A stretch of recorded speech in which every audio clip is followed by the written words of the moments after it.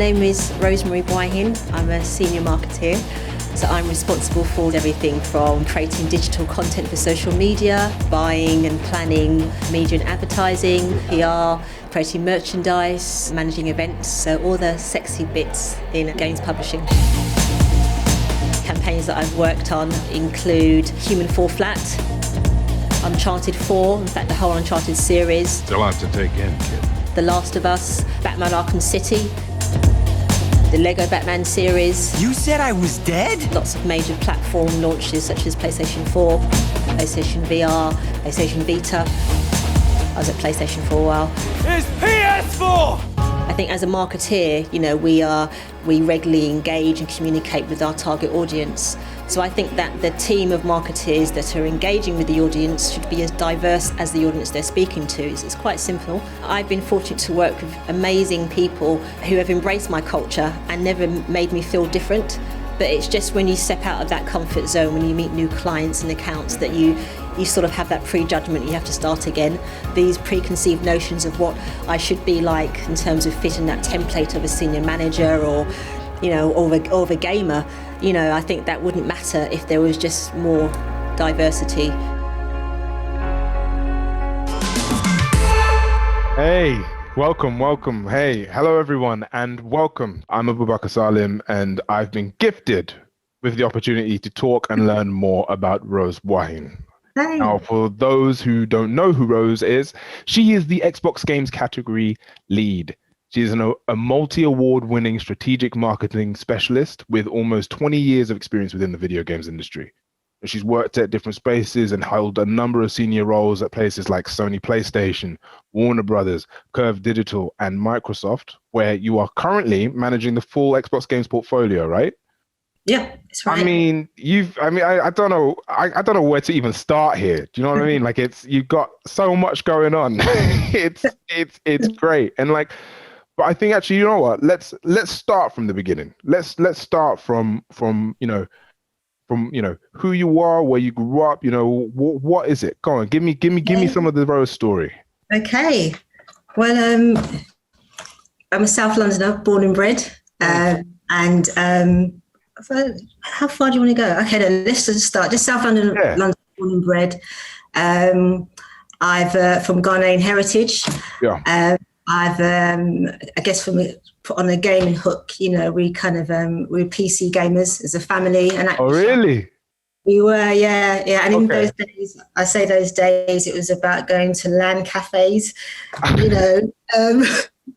so really dedicated. But also, we could speak to our families in the States, Right, of course. and also Nintendo gamers as well. So that's kind of back in the day. And so you're telling me that you've had this game bug from pretty much from nearly day dot, right? This playing of games and everything, right? Yeah, absolutely. But but it was like entertainment as you would TV, right? It wasn't. Right. It was never a case of this is the job or this is the career path that I want to take, because that was never an option. Okay. It was. It's just something you wouldn't think this was. You could kind of craft a career in that industry, or definitely something that you enjoy doing. So, but we were big movie fans as well as a family, and it was always entertainment, right? So, so that's starting back, and then I guess from a career path route, it was. I went to university. I studied marketing and psychology. Okay. I thought if you think how I was always interested in how people's mind worked, and I thought if you know how their mind works, then you can market to them or show them this or sell them. So that was the kind of incentive, I guess, for me to do that course. I fell into games as a career. When I graduated, I got a job as an international sales coordinator at IDOS. And that just happened. It was a junior sales role. It just happened to be in the games industry. It's like, oh, wow, okay, you can actually, I can actually do this for a living. And I just loved it. I fell in love with the industry straight away. And I've stayed ever since. I've just I've been around, as you said, worked at various companies. But yeah, I was fortunate. I was able to gain a lot of experience from those companies, especially smaller companies, because you get to do a bit of everything. You manage your own business unit. You work across sales and marketing and finance and product marketing, and events and sampling. So I think that really it helped. I guess just strengthen my knowledge in the industry, because I had little pockets in so many different areas. So yeah, I love that. And I mean, like, it must have evolved. You've witnessed the evolution of, the games industry to a degree. And I mean, I don't know, from me and from my experience, I've seen it almost, really, really grow. And I mean, for you, you're pivotal to that, really, in a sense. You know what I mean? You've been kind of and so in that kind of. So what was it like then working at all these like different studios? Because I mean, like from my understanding, from what you said, you've worked both, but within the hardware and the software sort of campaigns for this industry, and it's like, so how's that been, and how did we lead to it today now where you are at Xbox? Well, I think that my experience, as I said, with the smaller companies, I love that I was able to do a bit of everything and learn so much. But also the industry was a different place then in terms of the number of females working in the industry, number of people. Right. I remember particularly when I used to work for a PC games publisher, and I was a sales executive, and I had to carry around my huge gaming PC and a monitor and a keyboard to meetings just so I could demo early code to buyers. We didn't have the funds for a slick Alienware. This is what I had to do. And when I mean carry, I don't mean a neat flight attendant case. I mean the big carry a dead body kind of holdall, that's what I was doing, And but I always had scrutiny as a female demoing games, so I had to be good, but I had to be excellent. It was, I was so conscious of that, so I used to stay up the night before and practice just so I could get through most of the level without dying, and also nail my sales script at the same time. Then the next morning I'd have to deliver a seamless demo to a sea of buyers.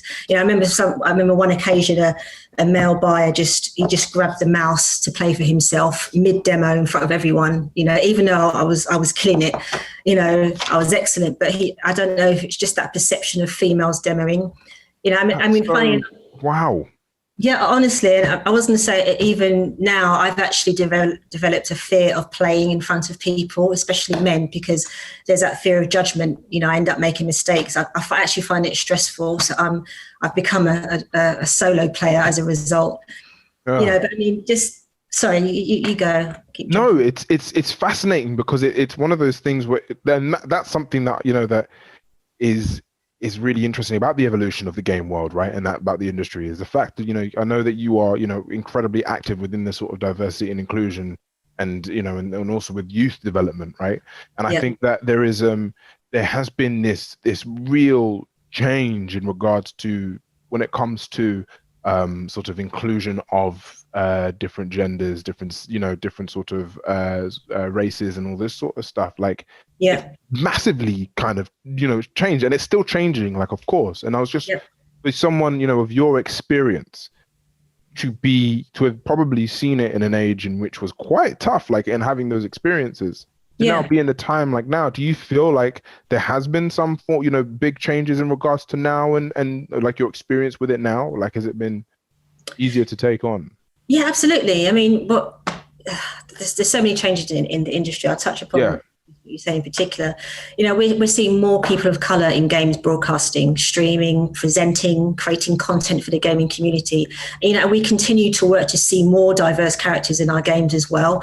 We never had that before, or it wasn't a focus before. Now there's an active drive to improve diversity and balances in the industry. And actually that came as a result of the launch earlier in the year of the UK diversity census. And that basically highlighted it highlighted the imbalances of, as I said, of diverse workers. It revealed that I think 10% of people working in the games are people of colour and 28% are females. So what's come from that diversity census was the Raise the Game pledge, which effectively it ensures that a number of partners, including Microsoft, commit to improving diversity within the games industry. And that's a massive change. As I said, it's something that we never saw before. But I guess aside from that, there's so many changes I can mention. There's so much talent, emerging talent coming from studios, which helped to grow our industry, right? This is now a multi-billion-dollar business, and, we can see game development and marketing that could be on par to a Hollywood film, right? Yeah. And our industry is even larger than Hollywood movies. Or movies and films combined. But, the other changes that I've seen are like the mammoth rise of esports, subscription services, the continued tech advancements like VR. We've got the big tech players coming into gaming, Google and Apple, hello.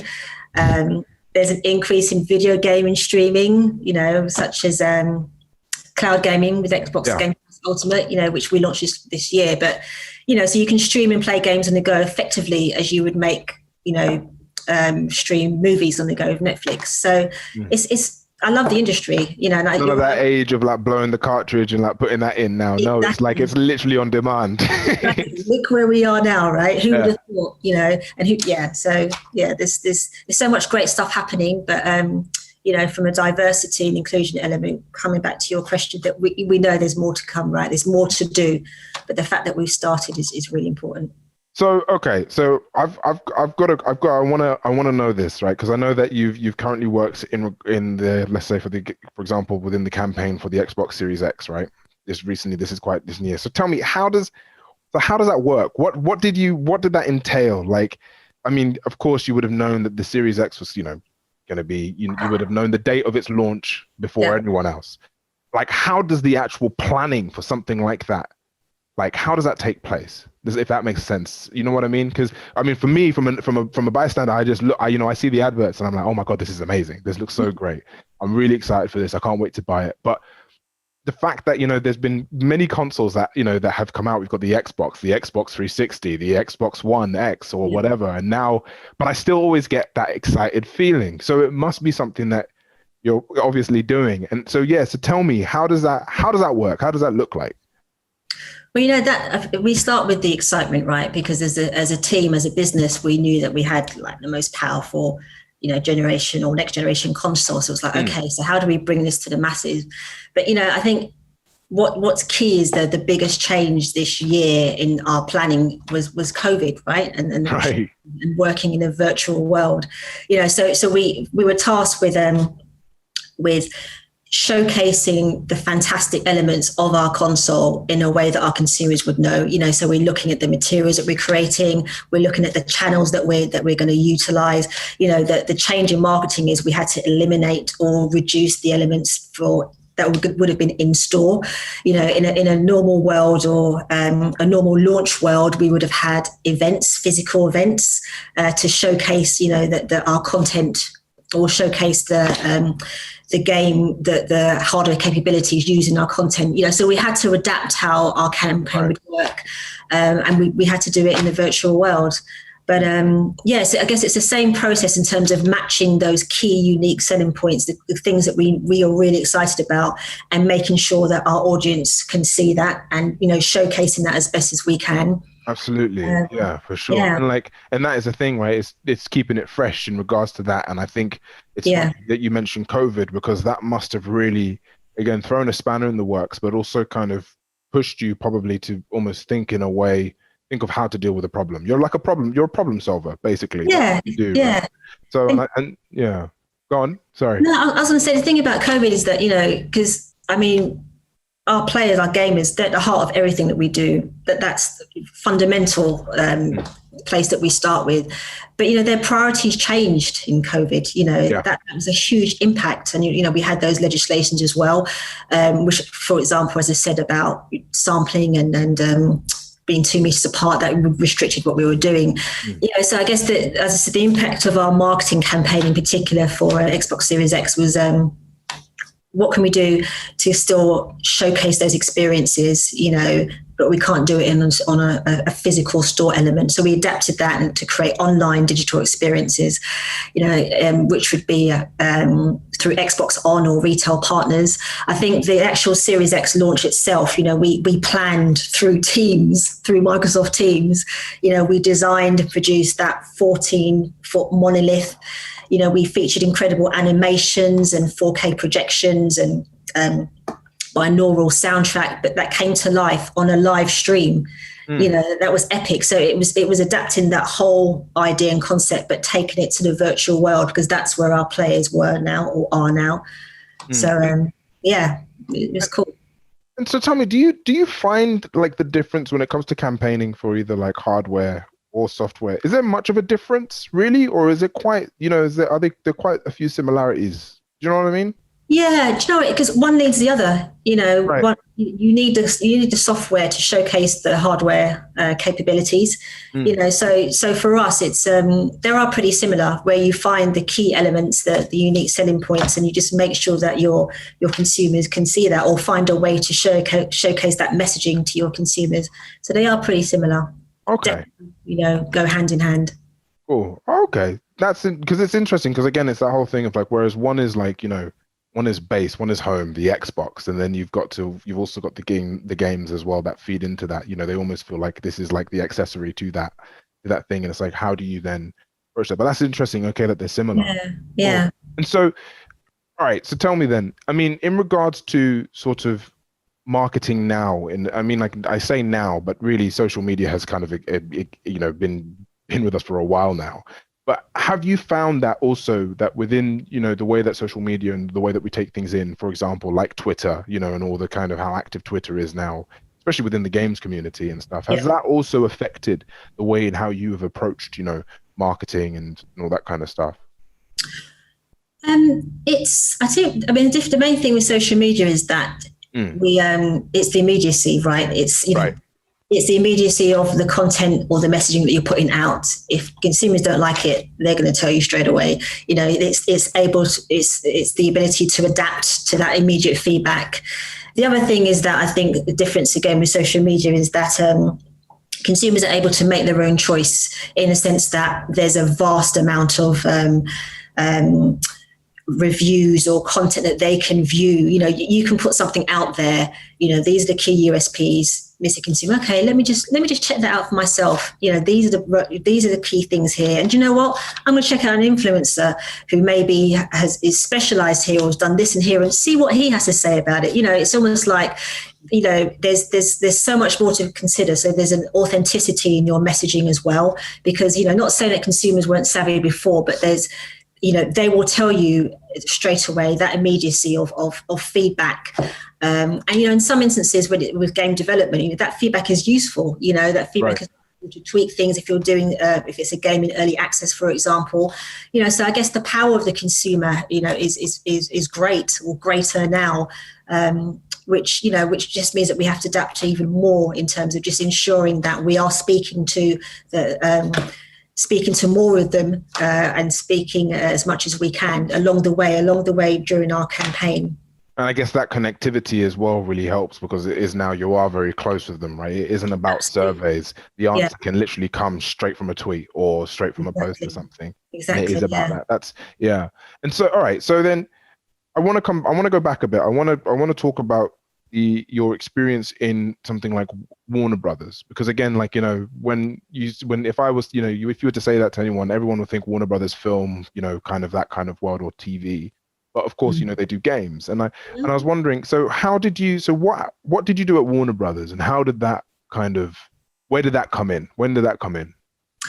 Well, I joined Warner Brothers at a time that they wanted to set up a gaming division, and I was actually at PlayStation, and I was invited to join Warner Brothers to help set that up.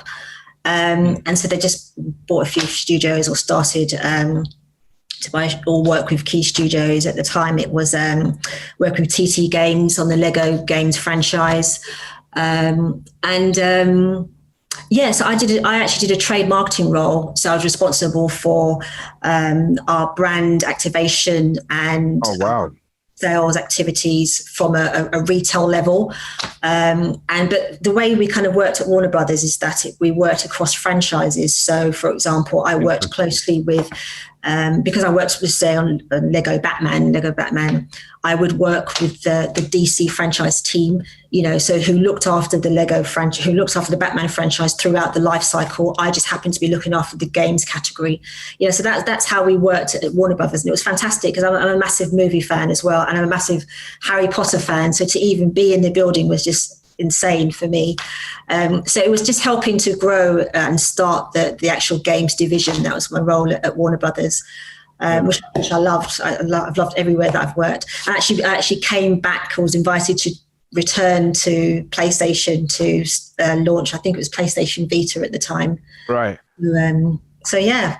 I mean, that's really interesting again as well, in the sense of handling like massive franchises, in very different to like indie games, for example, or like, small games that are like solely just games, whereas you're dealing with something like Batman or like, that kind of vibe. And is there a lot of like, I mean, again, not necessarily politics, but there are certain ways of, I mean, there must be a difference of handling something like, for example, like the Lego Batman franchise and that kind of, language that needs to be used for that, in comparison to something like a God of War game, for example, which is now, you could argue is a franchise to a degree, but you know what I mean? Like it's like there must have been that also difference, right? Was it quite, I mean, as from your position, was it quite, again, puzzling or challenging in regards to dealing with that kind of such a big franchise, Yeah, do you know, the main thing is looking after and honouring the IP, the intellectual properties.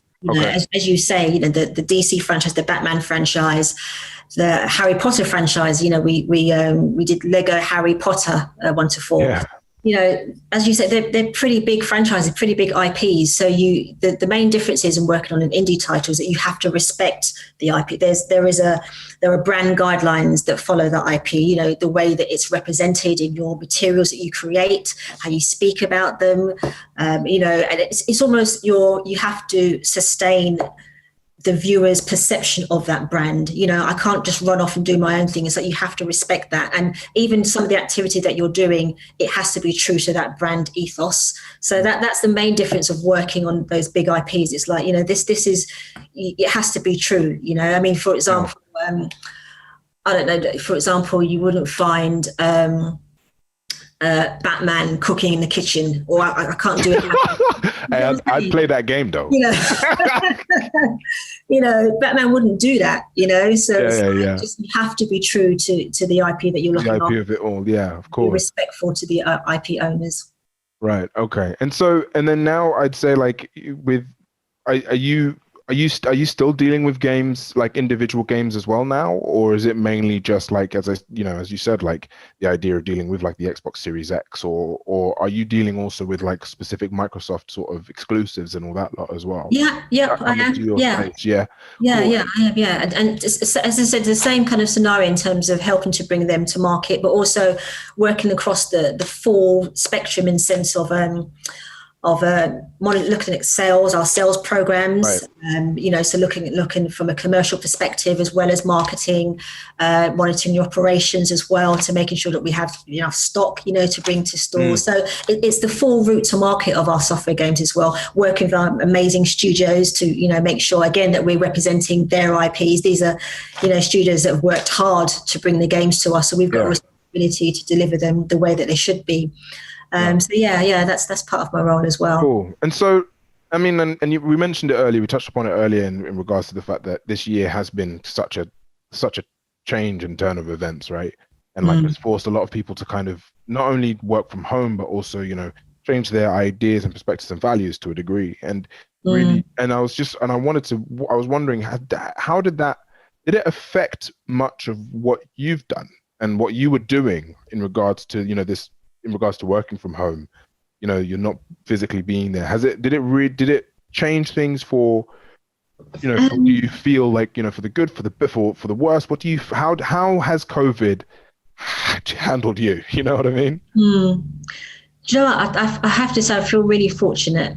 I have to say that from the start, because a lot of my friends, they've suffered the effects of COVID, whether it's job losses or jobs that they had face-to-face contact. I'm fortunate that I work for a tech company, number one. Right. So we were able to transfer our planning materials online. Microsoft Teams has been a godsend. I was able to speak to my colleagues, my global colleagues, European colleagues, still on a regular basis, and still maintain our campaign beats and planning. In addition to that, the company as a whole is really focused on our well-being as well. We understand that everyone has different work patterns, right? Especially in this lockdown scenario. We have more, some of my colleagues have, different have children to look after and school, Yeah. etc. So we had that flexibility and able to adapt our planning that way. I just think that I am fortunate that I've worked for a tech company and we were able to carry on and maintain our planning despite everything that was happening, and it's been good, really. Yeah, good. I mean, it's one of those things which is like, you look at the gaming world and it has evolved, right? It's it's grown almost stronger in this quite tough, rough time. I guess that was there a pressure? Did you feel the pressure of the fact that it was almost like the games industry did blow up? Did that affect your, what you had to do in regards to, again, as I said, like, of course, like in adapting to it and learning about the consumer in that way? Did that kind of take into? No, I didn't feel any pressure at all, actually. Really? It was just about getting the job done. And as I said, it was, as I said, because we're so focused on our consumers and our players, it's like, what, they're as I said, their focus has changed as well. It's they're worried about their jobs and the economy and everything else. So it was just about just carrying on with our campaigns and our planning, but adapting where we needed to be. But I never felt the pressure to get this game out or to succeed, etc., etc. Yeah. We were just carrying on with our jobs as much as we can, which effectively also was supporting the games industry in the sense of jobs and those that had worked on their development plans, for example. So it just felt that we just keep going as much as you can. We still we're doing what we can, but there was never a pressure to meet targets or deadlines. Right. Okay. Going on. Yeah, absolutely. Yeah. And all right, so I want to talk a bit about culture, and I want to ask you, because you've had such these different experiences within different spaces of be it from small companies to big companies to Microsoft. It's like the work culture and it must have been so different in regards to these different spaces. With working with a smaller team, for example, or working with something as big as Microsoft. And I was something that I'd love to know is like, how has what were your big takes from these sort of experiences of working with all these different teams that you've now been able to sort of use within working, today with Microsoft, with this massive, massive machine, right? Yeah. Tell me a bit about that. It's learning, education. Honestly, I'm like a sponge. There's so many different things, I want it, just as I said, I think that my role now is, as I said, I do a bit of marketing and anything that brings the game to market, right? Or our games to market. So you're looking at marketing, you're looking at the commercial aspect. And a lot of the elements that I'm doing from a commercial perspective, for example, I learned in some smaller companies, whether it's managing my P&L, because effectively, as I said, you're managing your business unit, learning about financing, and I just think that I'm fortunate I've had the opportunity to just dip in and just take what I can, and if there's a little element that I'm interested in, then I can learn more, research more. I think definitely the education is just, and learning and that work experience it's really has done me well. Yeah. And that's what I've definitely taken from these large and smaller companies. Yeah, definitely. Did you and now I guess I assume, and correct me if I'm wrong, but do you work with now other sort of companies under the umbrella of Microsoft to talk to them about their IPs and trying to branch their IPs? I mean, I don't know how you can keep all of these games and stuff in your head and try and almost, market them, especially in that regard. I mean, so what does that process work? Do you talk to different companies within, Microsoft and think of strategies and stuff that way as well? Yeah. I mean, I don't want to sound cheesy, but it is one big happy family. Brilliant. That is cheesy. I know Right? that is cringe. I know it's cringe. But in the sense that, we're not an isolated gaming team. I speak to the guys that work on Surface, on Windows, because again, I'm learning. There's so much stuff to learn. There's so much crossover. We're speaking to the same customers in some elements. So and that's what I really love about it. Just the fact that I just have that flexibility, even from a games perspective. I'm working with the best game studios. I'm working with Rare, Ninja Theory, and Minecraft, and 343. Wow. And again, we spoke about honoring their IPs, but again, I'm learning so much. I'm getting closer, and just getting closer to their work ethics and their main USPs, and adapting it to our roles as well. So yeah, we don't sit in isolation. I see it's feeding off the wider teams. And that's actually encouraged. There's so many kind of educational and training portals and elements that you can just dip in and see where other areas are, or learn from more areas. And that's definitely encouraged, which I love. I'm nosy. I want to know it all. Just tell me everything. So and I guess that really kind of leans into this idea of culture and work culture, and actually being this family and being open and being able to different perspectives, and that idea of inclusion from different perspectives, right? And that's really lovely. Actually, that's really cool to know, because I think a lot of the time people can think of like these massive machines like Microsoft or Sony as these just churn out as much kind of game content, whatever, as business. But actually hearing it from you, you're in that machine, and I think that's what's really lovely to hear. It's that it is like a family. It is about the consumer. It's about the players. You know what I mean? Yeah, I think that's absolutely. that's beautiful. So I mean, so tell me, with something like were you quite active in regards to the whole like Game Pass sort of stuff with Xbox and stuff? Have you is there a, because I mean Game Pass is, it's it's blown my mind in regards to it, and it comes back to the idea of that it is like streaming, right? And and handling it in that sense. And I just wanted to know, how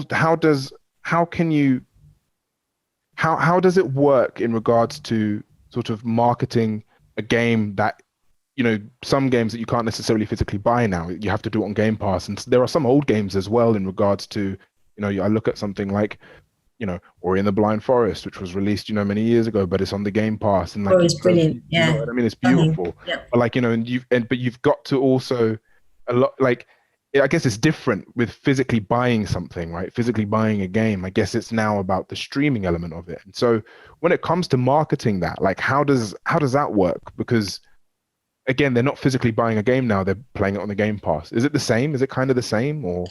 Yeah, do you know what it is? It's giving consumers a choice. Right. Because some people, they want to download, and there's, as you said, we've got a vast catalogue for them to download in Game Pass. Yeah. Some people still want to buy in store. Some people want to play on the go, as I said, with cloud gaming, with Game Pass Ultimate. But so what we're doing in terms of marketing, we are marketing the game, our game content, and this is the many ways that you can enjoy our games. That's our marketing approach. It's okay. Not just it's got to be about Xbox Game Pass, or you got to go in store. It's like, hey, you want to play Ori? Play Ori. You can buy it in store. Play Doom. It's like that kind of thing. Exactly, No, exactly. It's good. It's a more wholesome approach, I guess, in that sense of it all. Okay. So look, I know we've got 10 minutes before we open it to the world, basically. So if anyone has any questions, please fire them in the Q&A, and I will fire them all at you, Rose.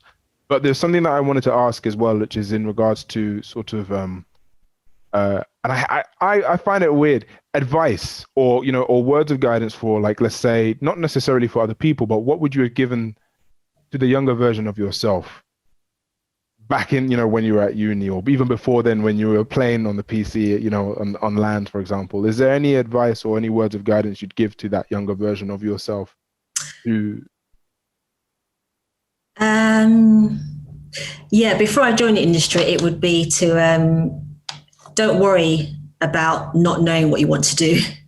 Okay. Definitely, because it's like that was, came to a point when you're at college, at uni, it's like, oh my God, I don't know what I want to do. It's like, where's this taking me? Even down to what course am I going to take?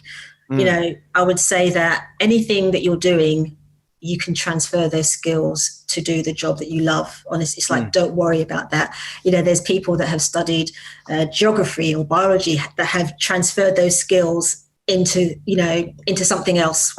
I just kind of think that don't be restricted or don't feel restricted to those core courses or elements that you're doing. You can utilize those skills elsewhere. That's the first thing I'd say. And then when I join the industry, I think what I'd say to myself is that just keep going. Going. Yeah? Yeah, absolutely. It's just, the challenges, as I said, because it's a different time when I first joined, but just keep going, keep smiling, keep going. Because, I am, I do believe that I have a responsibility. I have a responsibility to help change the industry, but improve the industry for those that are going to come up and, follow me in this career path. I really do believe that. I do believe that people have a perception about the games industry, which I want to change, if I can change. And I think that I've worked to get in a position that I can influence change, whether it's from a recruitment or speaking to those recruitment leaders, et cetera, et cetera. I just feel that, this is my an element of my role is also to kind of influence change and to help those that want to join and follow me as well, and those that look like me. Did you even know you were going to fall into games that, and like isn't that wild? Yeah, honestly, I got IDOS was from a high street recruiter. It's like, we've got a sales job. Yeah, okay, yeah. But it just happened to be IDOS. Oh my God, Tomb Raider. It's like, I had no idea. And that's what I mean. Can you imagine? There's no careers teacher that would say, oh, you could have a career in games. That was never the case. That wasn't a proper job. When I first started games, all my friends used to, tease and say, oh, Rose is she's never going to get a proper job. Proper career.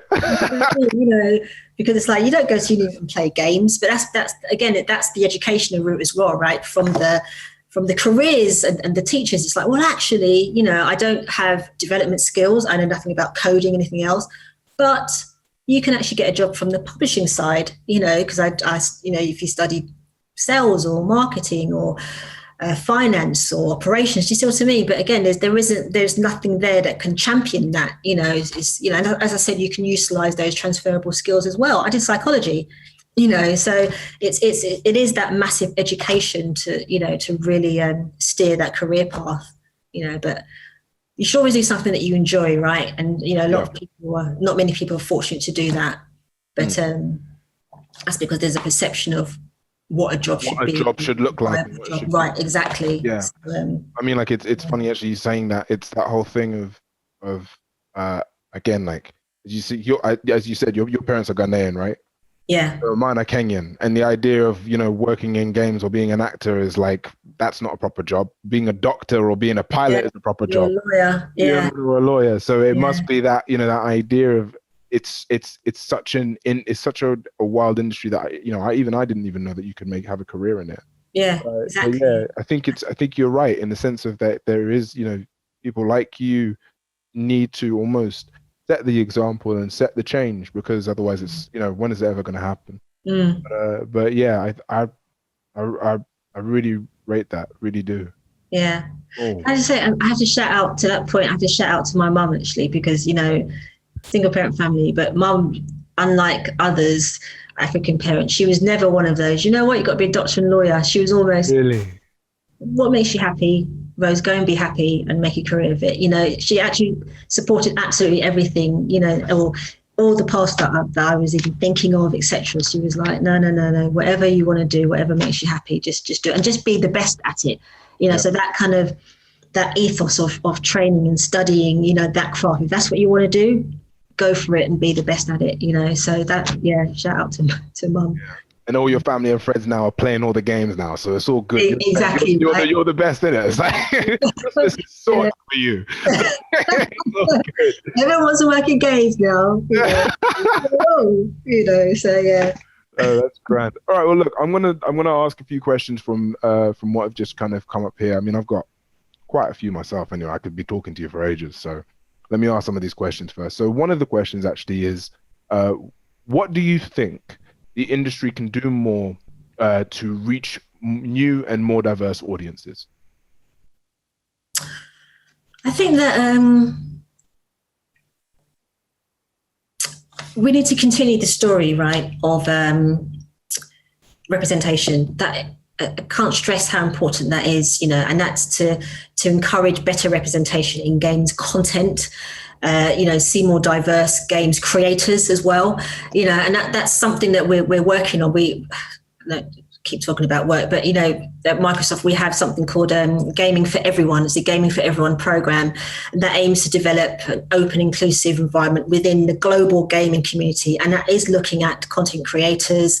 It's gaming characters. We're looking at recruitment, and I think that's really important. I think it's important to be seen, and it's working with those key influences within the business, i.e. within the business structure, to ensure that they're changing their mindset that way. I want to see more diverse partnerships, which would include streamers and influencers of color as well, and I guess who are as diverse as the audiences that we're making games for.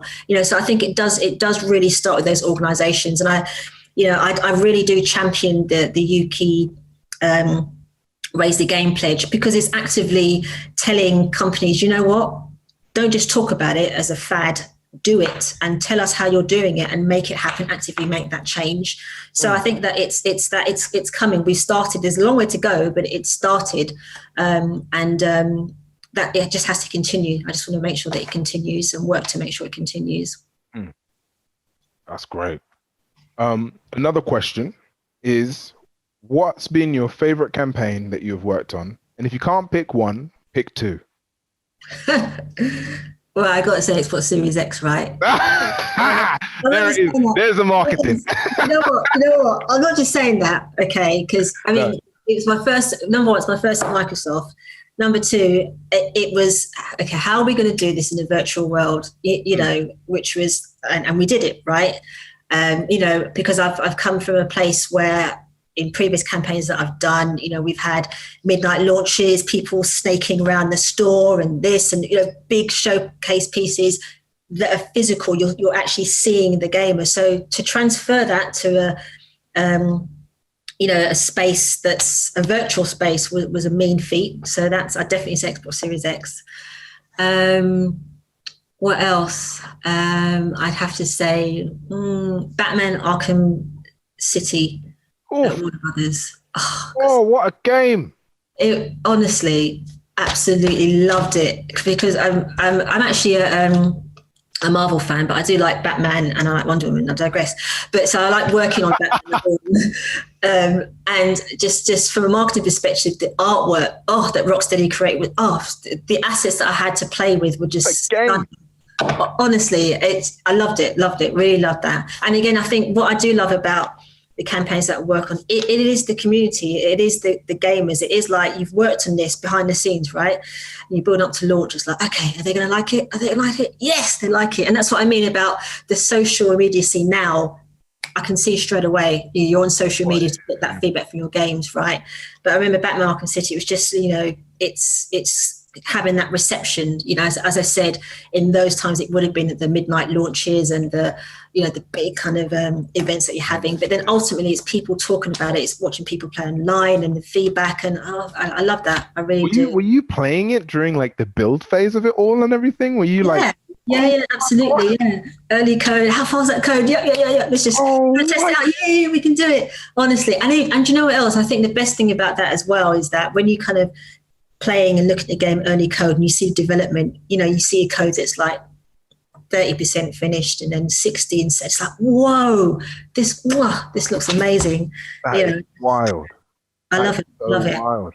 Because even that's the best bit, right? You're not looking at the you're not just seeing the finished product, you're seeing the work in progress. And yeah, I love that. So, and I think also as when you're looking after a games category, it's your responsibility now, having seen that developer's journey, the studio's journey, it's like, okay, I need to take their baby and really, make it work, and especially with the indie developers as well, who won't have the budgets of the AAA publishers. It's like, you know what, these guys have been working on their baby for years. You have to honor it. You have to do well. You have to bring it to market, bring it to their consumers and honor them. So yeah it's both those elements of that. Cool. So, all right, this is actually more of a question from me, but I've been really interested in asking different developers about this anyway, and different sort of people in the industry about it. But like for a pastime, because for me, like I would always play games to sort of relax and to chill. It's like that's my turn off. I'm playing a game now. I'm enjoying it, like watching TV or anything. I mean, you're surrounded by games, right? So, I mean, is it playing games, or what's your way of almost like turning off for us? It's do you know what? Admittedly, it's not as much as I used to, but not as much as I used to because you're surrounded by games. But I still play games for. It is still the escapism, and it's like I love movies as well, but movies there's a set completion, right? You know what's happening. But then you have that escapism in games, and some games you can influence the ending. That's the main difference. And I think having kind of young kids in the family, it's always a plus when you can. Always a thing, right? Yeah. I remember when my nephew was younger, he grew up on Lego Batman. That's Lego Batman and Lego Indy and Harry Potter. We grew up together on those games, or I grew up with him.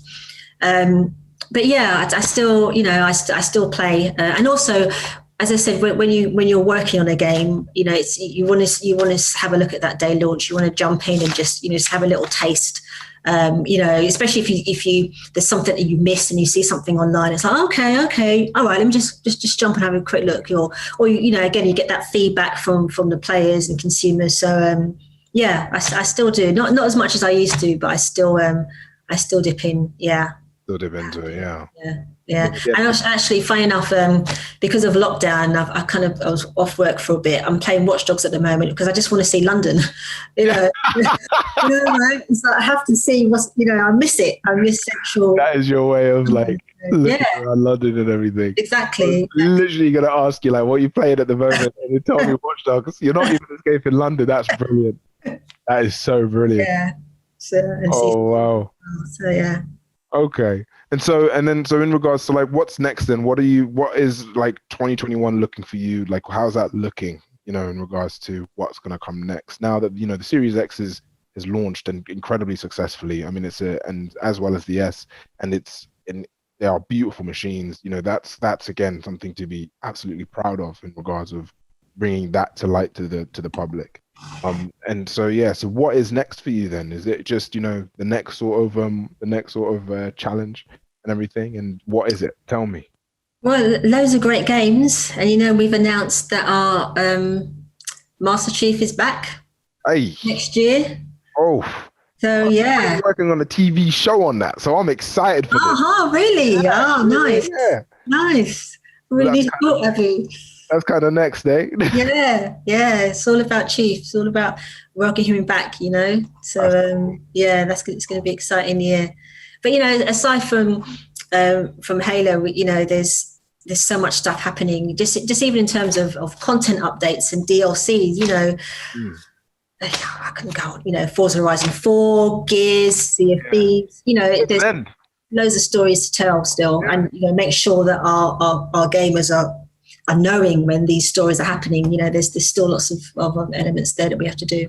And I think what's beautiful as well is that you are now in a position of influence, and you are now in a position of making these big changes as well. And actually, your voice is incredibly respected and heard within this industry because of the experience that you've got, but also from the perspective that you come from. And I think that's what's really exciting as well from my perspective to looking at what you can do and what you can bring.